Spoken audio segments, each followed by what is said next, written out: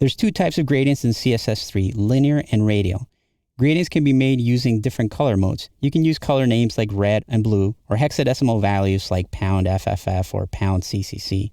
You can even create gradients using the RGBA color mode, which stands for red, green, blue, and alpha. That allows you to create gradients with opacity.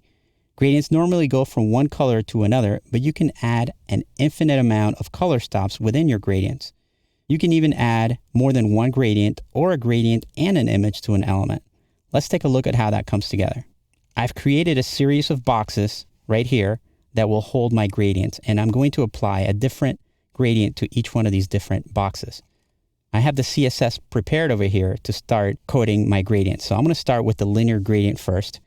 You have to be really careful when you type the code for gradients because it's very picky about the spacing of where everything goes. So to put in a gradient, we'll start with the background image keyword here. And as the background image, instead of putting in a URL for an image, we're going to put in a WebKit gradient. The next thing we need to do is specify the type of gradient that this is going to be. This will be a linear gradient. The next thing is to specify the direction of the gradient. It's specified in a positioning that has two coordinates, and the coordinate system is a little bit weird. You start in from the left top, say, to the right bottom, with the side first and the up or down position next, separated by commas. After that, you specify the beginning color of the gradient. Make sure you don't put a space after the keyword from. And then you specify the ending color of the gradient. And then you close in your WebKit gradient. Notice that there's two parentheses over here. This ending parentheses here matches this beginning parenthesis that goes with WebKit gradient. So let's just review what we did. We created a gradient. It's a linear gradient. Goes from the left top to the right bottom. We can, of course, change those to go from the left bottom, right? That makes a horizontal gradient to the right bottom if we make these the same. If we wanted to make a vertical gradient, then we could do left top to left bottom. Or we can specify diagonal positions like we did here. Then we specify where the gradient begins and where it ends. And you can use any color mode you want right here. All right, so let's do another gradient. This one will have a color stop. A color stop is when you want to have a gradient with more than two colors. So we'll begin again with the background image and WebKit gradient. And it's also a good idea to add your parentheses at the same time. So I'm going to type in the beginning and the ending parenthesis for the WebKit gradient right here. And then this will also be a linear gradient from the left top to right bottom. It's going to go from red. And that looks like a normal gradient.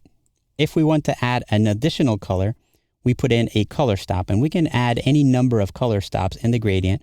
We'll just add a comma and type in the keyword here, color stop, and then put in where the color is going to stop or begin. So we'll put in 0.5, and then we'll specify what the color is going to be at that stop.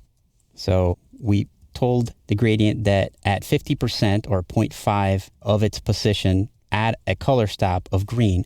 So now the gradient is going to go from the red to the green in the center, and from the green to the yellow, which is its ending position right here. So it creates these three-step gradient. You can keep on adding as many color stops as you want. Now let's create a gradient that also has an image in the same definition.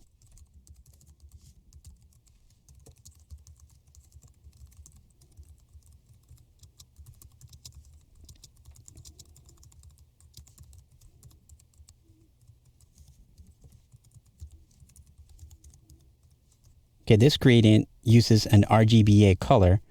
RGBA allows you to specify a number for each one of the channels, a number for the red channel, a number for the green channel, and a number for the blue channel, as well as an alpha or transparency number.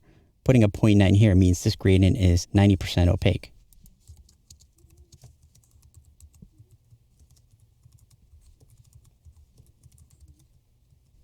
Okay, so we have our basic gradient there, and we're going to add a second element, which is going to be an image.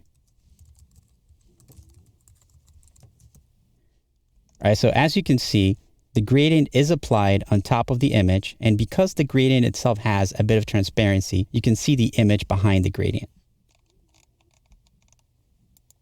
Okay, the last type of gradient we're going to work with is a radial gradient. Radial gradients are a little bit different.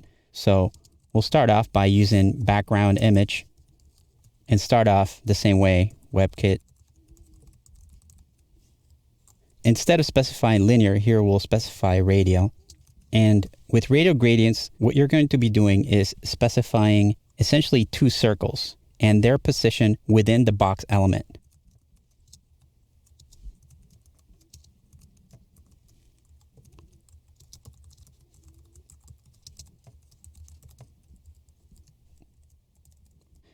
So as you can see here, I've created a gradient that is positioned in the center, where the gradient begins in the middle of the box, and it goes to another circle that is also at the center, but is a lot bigger. So if I change these values around, you'll see my gradient will get bigger and smaller.